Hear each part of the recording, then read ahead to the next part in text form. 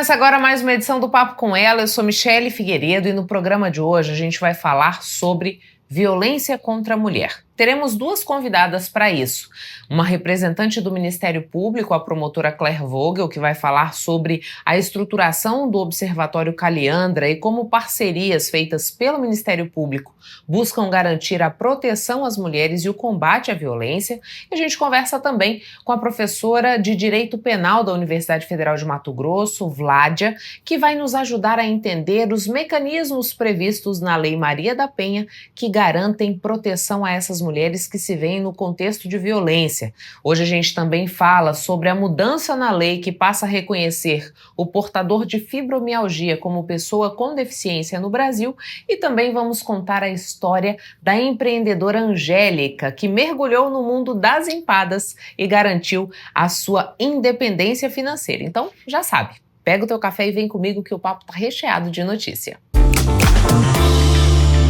O programa Papo com Ela, juntamente com o Nossa República, programa de TV e site, encampam no mês de agosto a campanha Amor Sem Medo. Na verdade, é um projeto que a gente visa discutir essa violência contra as mulheres aqui em Mato Grosso. E como parte dessa programação, durante todo esse mês nós faremos entrevistas com pessoas que possam falar um pouco sobre esse fenômeno social que a gente vivencia aqui em Mato Grosso. E o Ministério Público aqui de Mato Grosso estruturou um observatório chamado Caliandra, que tem como foco o combate à violência contra a mulher e o acolhimento às vítimas. Para fortalecer essa proteção, parcerias são celebradas, por exemplo, com a Procuradoria da Mulher da Assembleia Legislativa. Para a gente conversar um pouco sobre a atuação do Ministério Público nessa seara, é que recebo hoje a promotora de justiça Claire Vogel Dutra. Doutora Claire, muito obrigada por aceitar o nosso convite para que a gente pudesse, nesse agosto lilás, mais uma vez, reforçar o debate sobre violência contra a mulher. E queria que a senhora explicasse um pouco para a gente de que forma atua o Observatório Caliandra, essa estrutura que foi organizada dentro do Ministério Público com esse enfoque, né, no público feminino. Isso. Muito obrigada, Michele, pelo convite, pelo espaço para participar. Eu acho que é importantíssimo, né, a gente discutir esse assunto com índices tão alarmantes de violência aqui no estado de Mato Grosso, né, tanto de feminicídio como de outros crimes, inclusive crimes sexuais, como estupro. A gente verifica aí uma quantidade muito grande de processos, né? Estou ali no núcleo da violência doméstica da capital e a gente realmente são 5 promotorias, são 4 juízes, magistrados e um volume muito grande de processos. Então a gente percebe que precisa-se realmente ter iniciativas para tentar mudar um pouco essa realidade. E aí o Ministério Público, né, uns 2 anos para cá, investiu, né, em estrutura tanto física como virtual, visando esse acolhimento às vítimas. Então a gente hoje tem o nosso projeto Caliandra, que existe um espaço Caliandra, que é um espaço de atendimento multiprofissional para as vítimas, que vão presencialmente, né, o mesmo atendimento pelo WhatsApp, aqueles casos encaminhados via ouvidoria, ou que a gente recebe denúncia do Disque 180 mesmo, né, nacional, o que se refere a Cuiabá, então é encaminhado lá pra gente, e a gente faz esse atendimento a essas vítimas. Então nós temos psicóloga, temos assistente social, temos assessoria jurídica, que acolhe, né, nós somos porta aberta, então qualquer vítima, qualquer pessoa que queira, né, qualquer mulher, cidadã daqui de Cuiabá, que esteja precisando de uma orientação, tirar dúvidas, saber de um processo que está em andamento, né, às vezes precisando de um encaminhamento para um programa social, para conseguir sair desse ciclo de violência e resgatar a sua autonomia.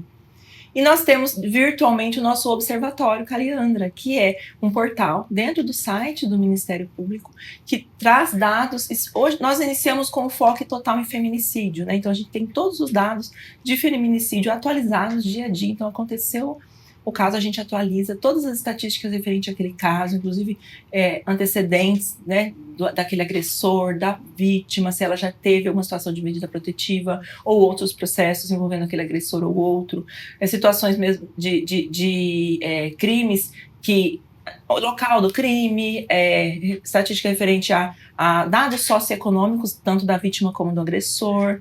Então a gente tem várias informações estatísticas, né? Então a gente usa vários bancos de dados para conseguir aquelas estatísticas bem completas referentes a feminicídio. Mas a ideia é ampliar. Então hoje a gente já traz dados de medidas protetivas em tempo real, inclusive, né, atualizado aí todos os dias, os dados de medida protetiva vinculados aí às informações do Estado, né, da Secretaria de Segurança. Então, até dia 31 de julho, a gente já tinha mais de 10 mil medidas protetivas no estado de Mato Grosso deferidas, em torno de 10.200. Então, todos os dias a gente atualiza, então é grande o número de medidas protetivas, ainda bem que é o que salva mesmo as vítimas. E nós temos outras informações também no observatório, mas a ideia é que com o tempo a gente traga informação de todos os crimes de violência. Então, a gente vai ampliar esses dados estatísticos para trazer quais crimes mais acontecem, onde eles acontecem, até para que a gente possa adotar medidas, né, inclusive junto com outras instituições da rede de enfrentamento, para saber onde acontece mais esse crime, qual tipo de crime acontece em determinado local, né, seja em nível estadual ou mesmo em nível local. Até para pensar política pública mais assertiva, para né? cobrar do poder público que seja investido mais recursos naquele local e saber. E também projetos para tentar atuar na prevenção, para evitar que aqueles crimes continuem acontecendo naquela né, intensidade daquele local. Doutora, agora quando a gente pensa nesse perfil, né? Porque Caliandra vem destrinchando, vamos dizer assim, o que acontece em Mato Grosso com essa vítima, com esse agressor, qual era o contexto que se vivia, qual a influência que a gente tem do consumo de álcool, da dependência financeira e das medidas protetivas, né? A senhora disse, nós temos um grande volume e ainda bem elas salvam. Exatamente. Já está comprovado que a medida protetiva ela é eficaz? Muito, muito. Então, assim, a gente tem um impacto, a questão do álcool, né? Você perguntou. A grande maioria tem influência do álcool. E uma droga lícita, né? A gente tem influência também de drogas ilícitas, né? Entorpecentes, mas o principal ainda é o álcool. Então, grande parte dessas situações de violência, não só feminicídio, mas todas as situações de violência envolvem questões do álcool. Então, é um vício causado por uma droga lícita e que a gente tem que, com políticas públicas, tentar ajudar também, né? Dar tratamento, né? Dar estrutura para evitar que esse vício continue causando mortes e crimes em geral. Então, a gente tem a questão da dependência financeira. Ela está muito presente? Sim, ela está, mas hoje não é mais o principal. A gente tinha até um tempo atrás grande parte de vítimas com dependência financeira e que não saíam do relacionamento porque dependiam. Ainda existe muito, até porque a gente sabe que é um crime que ainda acontece bastante na periferia, né, em situações, em famílias aí com baixo poder aquisitivo, mas o perfil ele vem mudando ao longo do tempo. A gente percebe que muitas das vítimas hoje elas já têm ensino superior completo, elas já têm independência financeira, e aí surge uma outra situação que eu acho que é importante a gente falar e alertar, que é a dependência emocional. E essa dependência emocional, muitas vezes, ela é causada pela violência psicológica, que é uma violência que muitas vezes, que antigamente não se dava tanta atenção. A gente falava em violência e falava muito em violência física, em ameaça, né, lesão corporal, vias de fato. Hoje, a gente percebe que o impacto grande, inclusive nos feminicídios, é a situação da violência psicológica. E que muitas dessas vezes a vítima não se vê como vítima de violência. Às vezes ela não consegue nem identificar que ela está sendo. Ela acha que aquilo ali é um cuidado, que é um ciúme normal. Ele tem ciúme porque ele gosta, ou ele está aí me protegendo para que eu não aconteça nada de ruim. E no fim, na verdade, é um controle que acaba sendo uma violência psicológica, que a vítima vai sendo isolada dos familiares, sendo isolada da família, né, sendo isolada dos amigos. Às vezes precisa sair do emprego, não pode frequentar outros locais, né? Fica só dentro de casa, acaba acontecendo muito de cárcere privado, é bem comum acontecer isso. Então, assim, a vítima vai sendo minada na sua autonomia. Então, ela fica achando que se ela sair daquele relacionamento, ela não vai conseguir outro, que ela não vai conseguir ser feliz de outra forma. E essa violência psicológica que vai diminuindo a autoestima e vai causando uma dependência emocional. Isso aí é muito mais forte, a gente tem verificado, do que a própria dependência financeira. E por fim, com relação às medidas protetivas, né? É muito importante a gente frisar que a medida protetiva, sim, salva a vida, né? Agora acabou de sair o relatório do Anuário Nacional de Segurança Pública. E esse anuário demonstrou que em Mato Grosso, em 2024, nós tivemos 47 feminicídios. Desses 47 feminicídios, apenas uma vítima tinha medida protetiva. Uma situação específica, a vítima tinha medida, nas demais nenhuma tinha procurado, tinha medida protetiva. Então você verifica que a grande maioria das vítimas que morreram e que sofreram feminicídio não tinham buscado ajuda, não buscaram. E pode ter certeza que muitas outras que buscaram acabaram não morrendo, salvaram-se por conta de buscar ajuda. Então é importante. Esse ano de 2025 nós já temos 32 feminicídios, né, até semana passada. Desses 32, 4 tinham medidas protetivas. Aí você pode pensar, não, mas então quer dizer que essas 4 não salvaram as vítimas? Mas é uma informação que a gente precisa informar e precisa explicar. Por quê? Porque dessas 4, 3 haviam reatado com o agressor. Então, mesmo estando com medida protetiva, ela já tinha retornado ao relacionamento. Ela só não veio pedir a revogação. Mas a medida protetiva, ela não estava.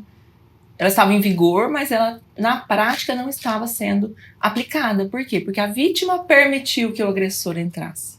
Porque é diferente quando o agressor descumpre e a vítima pede ajuda. E aí vem a patrulha Maria da Penha, né? Ela aciona o botão do pânico, a gente pode colocar a tornozeleira e proteger essa vítima. Só teve uma situação em que realmente a vítima acionou o aplicativo SOS Mulher e a polícia não chegou a tempo, né? Foi uma situação esse ano, e que a vítima, mesmo com medida protetiva, realmente, infelizmente, o Estado, o poder público, não conseguiu a proteger.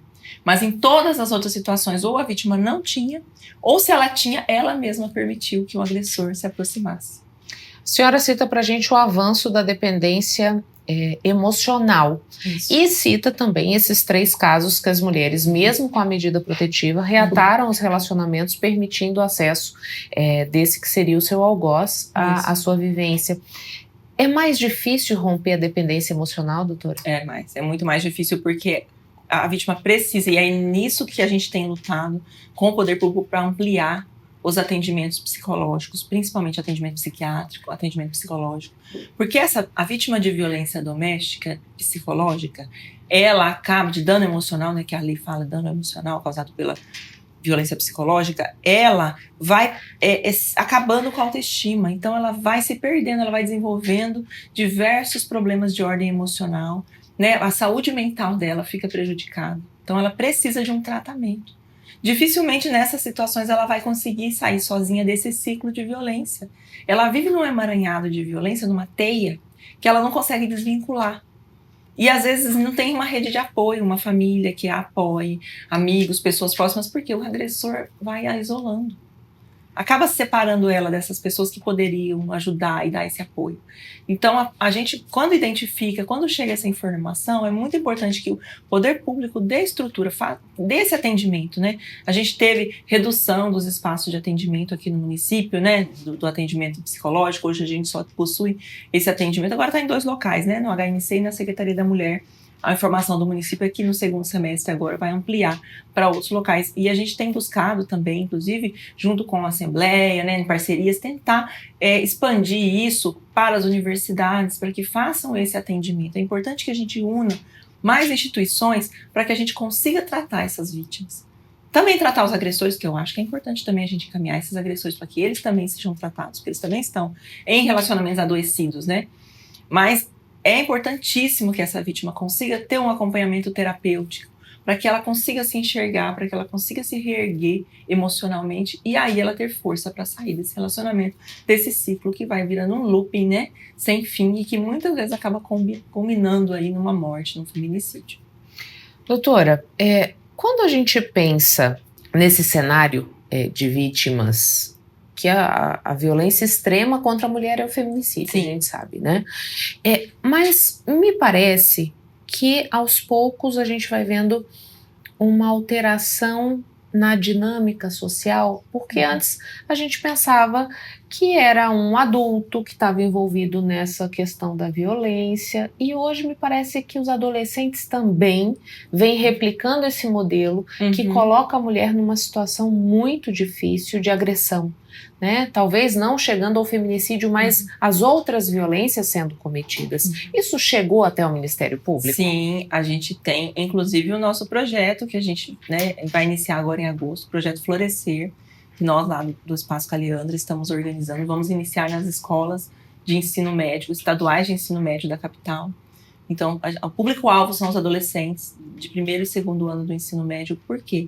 Porque já há essas informações, tem chegado inúmeros atendimentos, né, o conhecimento lá do Ministério Público de situações de relacionamento tóxico já na adolescência. Então, o que a gente percebe é que os adolescentes, eles começam no relacionamento, no namoro, o que é normal nessa faixa etária, 16, 17 anos, mas já começam com o controle, com o ciúme excessivo, querendo controlar a rede social, querendo determinar o que a adolescente, a namorada, né, a menina pode ou não usar de roupa. Então já começa com um controle excessivo, já replicando essa conduta da vida adulta e que a porta de entrada para as violências, né? Nenhuma violência, dificilmente um feminicídio, ele ocorre de um dia para o outro. Há uma escalada de violência, né? Primeiro se inicia aí com uma violência psicológica, são essas situações que hoje a gente já entende que é violência psicológica, esse controle excessivo, esse ciúme, né? Controlar o dinheiro, controlar a vida, saber onde vai, né? Controlar os passos. E vai passando aí uma ameaça, a uma lesão corporal e, no fim, vira um feminicídio. Então, a gente quer prevenir. Então, a ideia é que esses casos a gente consiga frear. Porque, infelizmente, né, inclusive há um estudo de que a atual geração de jovens ela é mais machista do que a anterior. Então, a gente percebe um conservadorismo, né, um machismo já iniciando desde cedo nesses adolescentes. Crianças e adolescentes já com um pensamento que se a gente não fizer nada, se a sociedade realmente não agir, isso aí compete a todos, né? A família, o Estado, a educação, a escola, cada um tem que fazer a sua parte para tentar mudar um pouco essa realidade, senão, infelizmente, esses números não só não vão diminuir, como tendem a aumentar.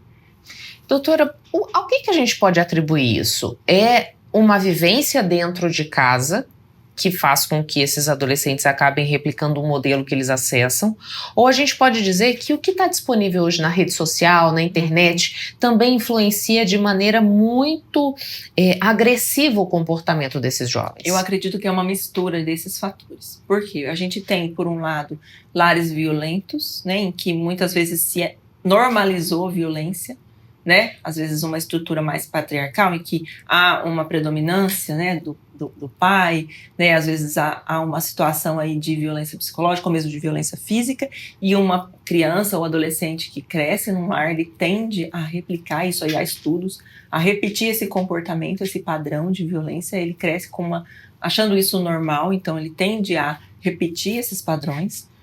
E também essa situação, às vezes, de uma ausência dentro de casa. Então, a gente percebe, assim, uma liberdade que as crianças e os adolescentes hoje têm de acessar redes sociais, de acessar esse mundo virtual que, infelizmente, ainda é terra de ninguém.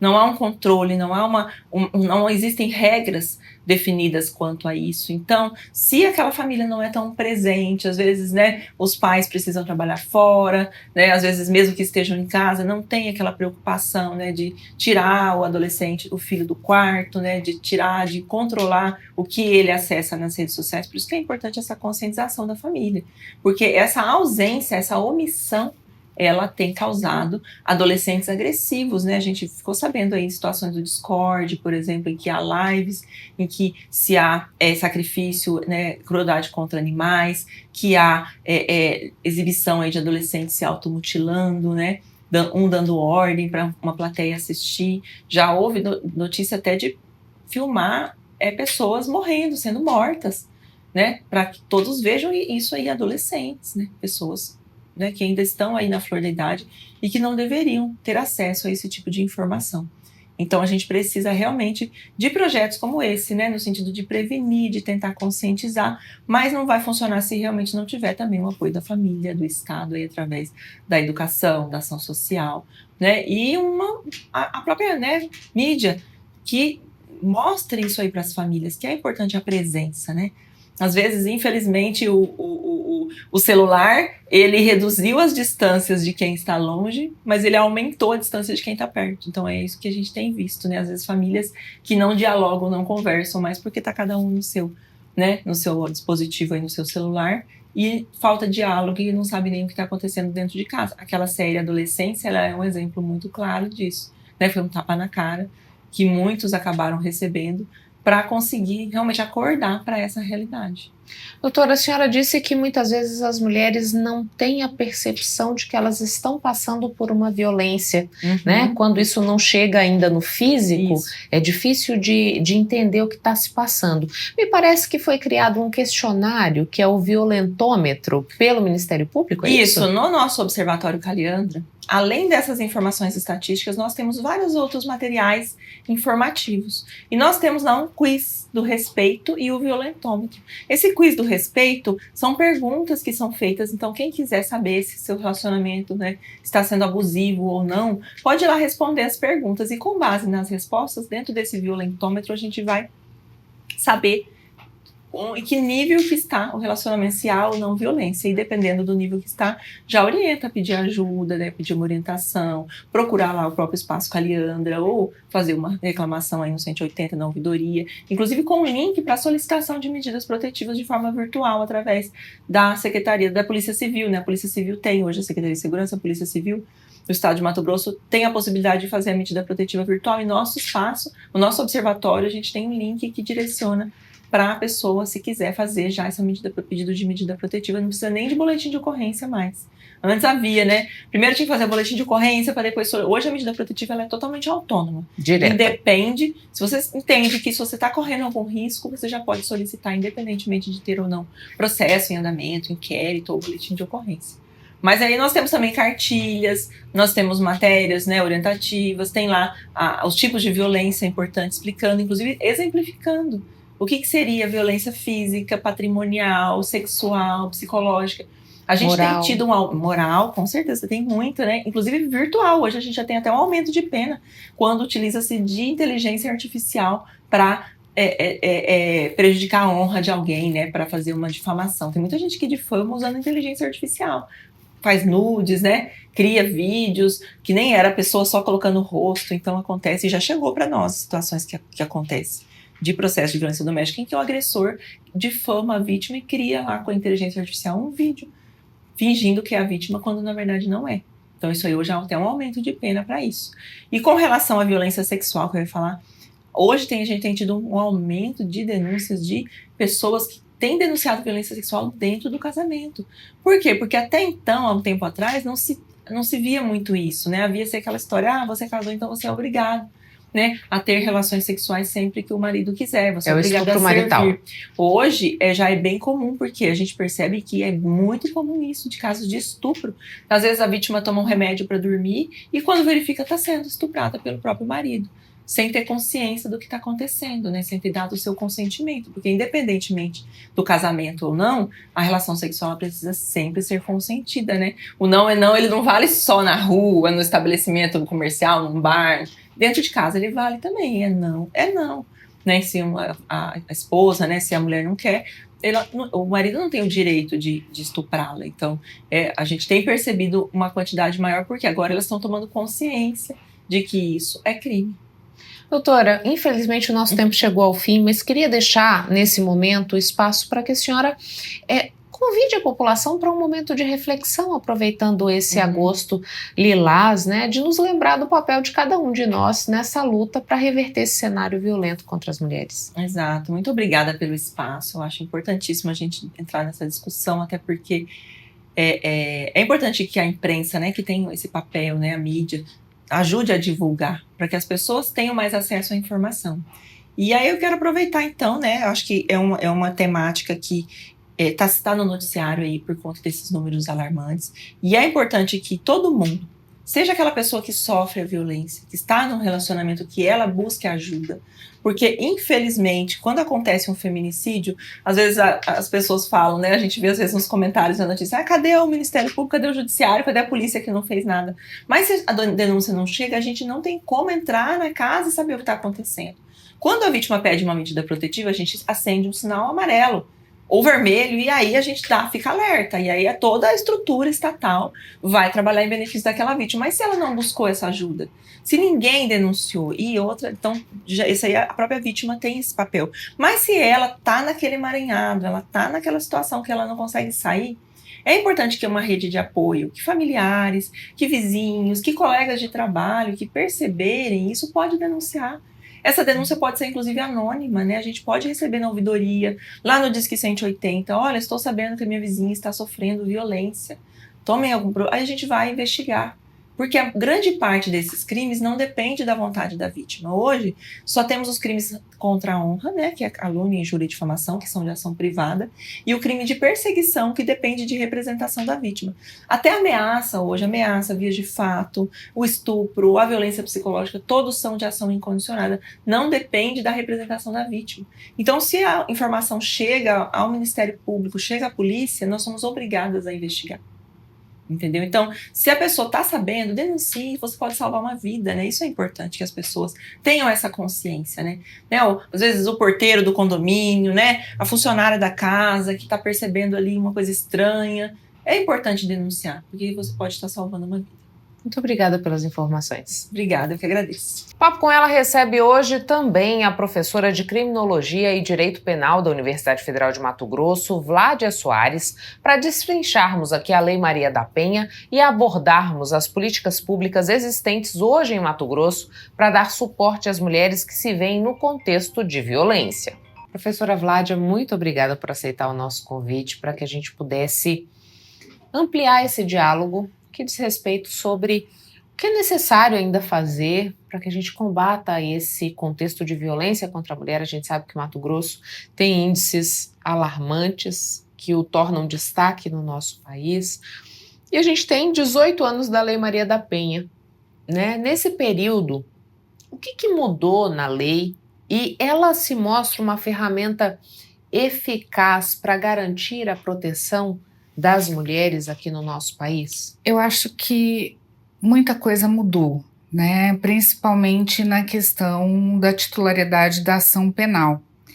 Porque antes, eu conto até uma história de uma senhora que nós atendemos na minha época de estágio, né, de NPJ e tudo mais. Ela ia, dava queixa, ia, retirava queixa, ia, dava queixa, retirava. E aí ela acabou morrendo, né? E nós não tínhamos feminicídio, não tínhamos Lei Maria da Penha na época, não tínhamos nada. Então tinha essa questão de poder retirar essa queixa. Hoje, né, dada a queixa e continua, a titularidade é do Ministério Público, né? Então existe um acompanhamento, né, mais eficaz, existe a medida protetiva, né, onde você não pode chegar perto, às vezes 500 metros, menos, né, daquela mulher. Então eu acho que hoje muito mais efetivo em relação à legislação. Nós temos agora o 121A, né, que foi implantado o ano passado, sobre o feminicídio, com uma pena altíssima também. De 20 a 40, né? De 20 a 40, é uma das penas maiores que nós temos dentro do Código Penal.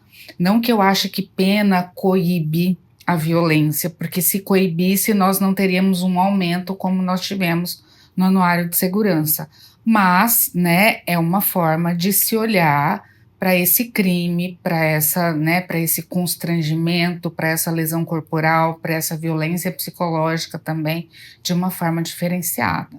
Quando a gente tem esse destacamento do feminicídio, doutora, de que maneira isso ajuda até para a gente pensar políticas públicas? Porque quando você tem a morte de mulheres computada apenas como homicídio, é uma realidade. Quando você tira isso e diz, olha, essa mulher está sendo morta pelo simples fato de ser mulher, o que muda? Muda totalmente num conceito que nós temos e numa concepção que nós temos brasileira de machismo, né? Porque a violência doméstica, ao meu ver, ela está ligada com posse. Então a mulher, ela tem aquela coisa, eu casei ou eu convivo, então eu sou do meu marido, né? Não sei se você lembra, algum tempo atrás, as pessoas falavam assim, ai, fulana do João, né? Maria do João. Então, quer dizer, era fulana do fulano, né? Então tem essa questão de posse, ciúme.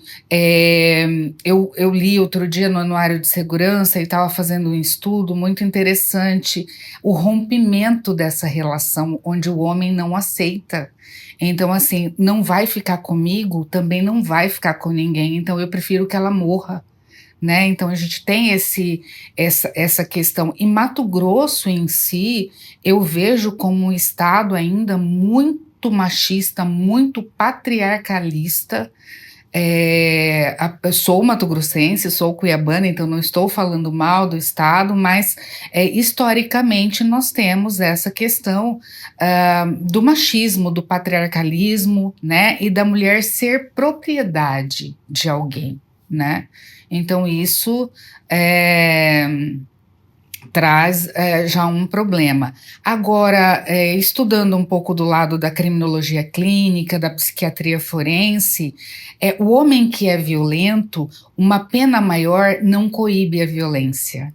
Então, esse é o problema que nós temos. Então, não adianta eu aplicar uma pena de 40 se ele já tem a violência intrínseca. Ele vai matar. E a maioria das mortes, Michele, são com arma branca.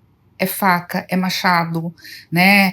É coisa de cutelaria. Então, assim, 43 a 47% nós temos de arma branca.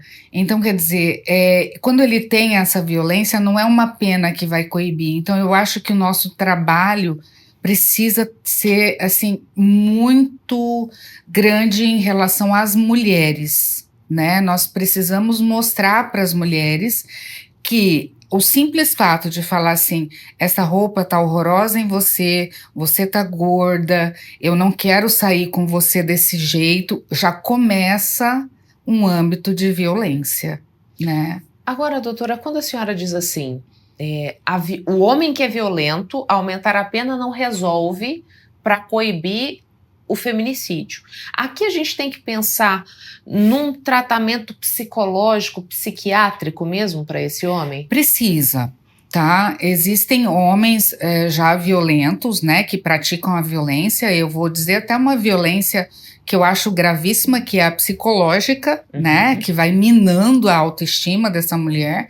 É uma violência muito grave, né? Não que o feminicídio não seja uma violência, né? O feminicídio, nós chegamos no ápice da violência. Este homem precisa ser tratado, ele precisa de psicólogo, muitas vezes ele precisa de psiquiatra, para que essa violência seja abrandada, ou pelo menos para que essa violência não o acompanhe, tá? Eu sempre separo pessoas que podem ser ressocializadas e pessoas que não têm condições de ser ressocializadas. Tem um autor chamado Stanton, ele é um psicólogo forense americano e ele traz muito bem essas características no livro dele, quando ele fala que às vezes pessoas violentas continuam violentas na prisão.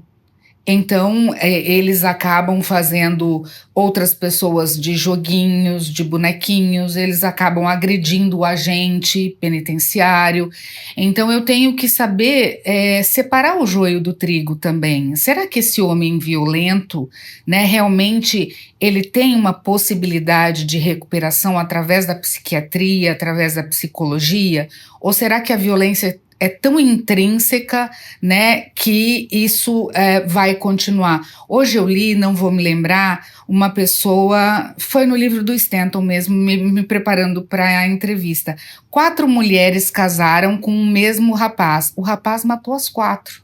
Então, quer dizer, a violência estava nele. Será que eu consigo reverter, né, esse tipo de violência? Fica aí, a análise deveria ser feita por profissionais de saúde mental. Por profissionais de saúde mental, tá? Nós temos uma carência muito grande no estado de psicólogos forenses e de psiquiatras forenses.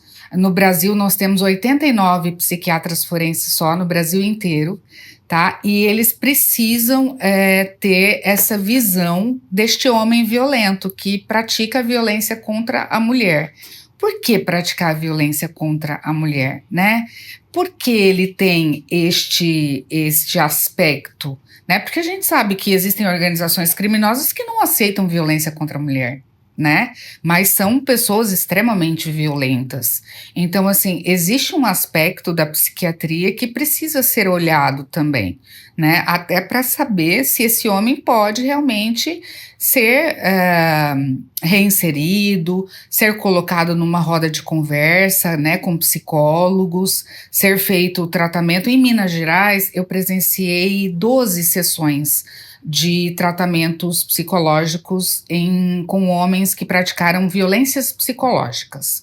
Não foi feminicídio, não teve nada, né? Porque aí a gente tem a prisão, mas que praticaram violência psicológica. Realmente eles, a maioria deles ali, pelo que eu observei, conseguiu enxergar, né, até que ponto ali ele foi, né, para minar a autoestima, para realmente destruir psicologicamente aquela companheira. Doutora, a senhora falou para a gente da medida protetiva que está prevista na Lei Maria da Penha, falou dessa mudança que a vítima ela não precisa ou não depende mais dela dar continuidade a essa denúncia quanto ao agressor, que agora fica por conta do Ministério Público, então a gente tem uma efetividade maior da aplicação da lei. O que mais prevê a Maria da Penha? Por exemplo, o tratamento do agressor, ele está previsto na lei? Existem outras ferramentas que são discriminadas dentro da legislação que visam a proteção e o amparo a essas mulheres? O tratamento já está na lei, né? Ele é algo que é previsto, é necessário. Eu acredito que muitas vezes nós temos resultados positivos tratando realmente quem agride. Né?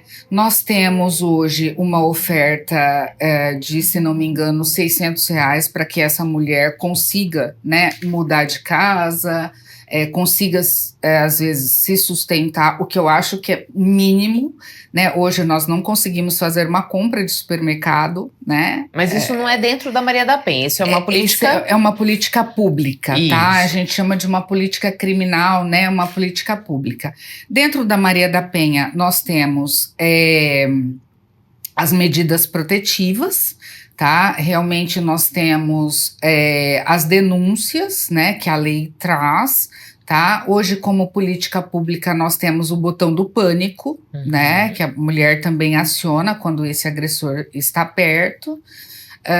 Isso dentro do âmbito da medida protetiva já se disponibiliza o botão do pânico?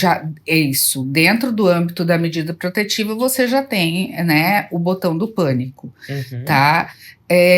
O que nós não temos ainda e que a lei fala muito, né, e que a gente tenta trabalhar isso, eu tento trabalhar isso inclusive em sala de aula, né, porque a profissão de direito é uma profissão masculina, ainda mais o direito penal, né, é que nós podemos tudo. Podemos dar aula, podemos advogar, podemos ser promotoras, podemos, sem que isso traga algum constrangimento para a gente. E tento passar para essas pessoas, para os meus alunos, em palestras, que alguns comportamentos tidos como piadinha, brincadeira, é violência, né?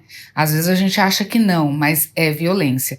O problema que a gente tem, Michele, é que as mulheres, elas entram num ciclo de dependência e de violência, e esse ciclo é muito difícil de ser rompido, né?